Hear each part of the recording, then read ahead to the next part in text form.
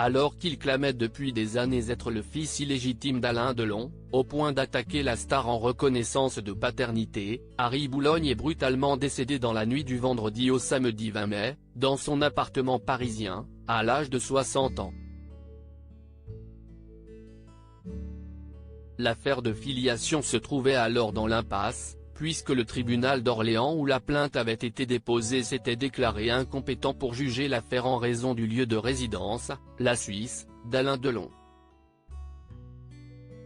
Désormais, l'action judiciaire intentée contre l'acteur du Samouraï et de la piscine n'a plus lieu d'être, et va être abandonnée.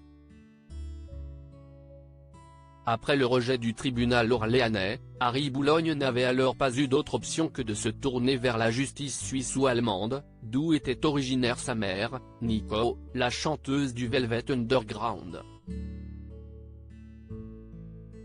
Cet imbroglio familial avait été d'autant plus étonnant, qu'Harry Boulogne n'était pas étranger à Alain Delon, puisque c'est la mère de l'acteur qui a élevé celui qui se dit aujourd'hui encore comme l'enfant né de la très courte relation entre sa mère Nico et l'acteur français dans les années 1960.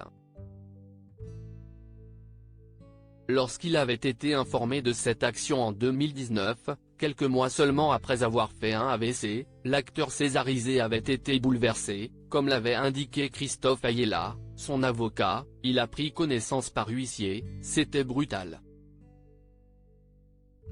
Ce type d'acte judiciaire est extrêmement étonnant.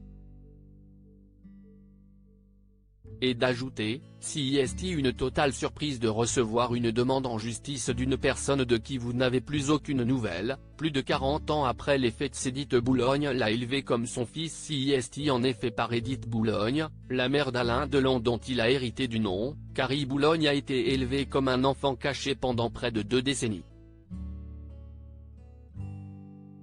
À l'âge de 58 ans, il avait déposé une demande de reconnaissance de paternité devant le tribunal d'Orléans car Alain Delon possède une résidence dans le Loiret. Bien qu'Harry ait été élevé comme son propre fils par la mère de l'acteur, ce dernier n'a jamais reconnu sa paternité. Crédit photo, SIPA.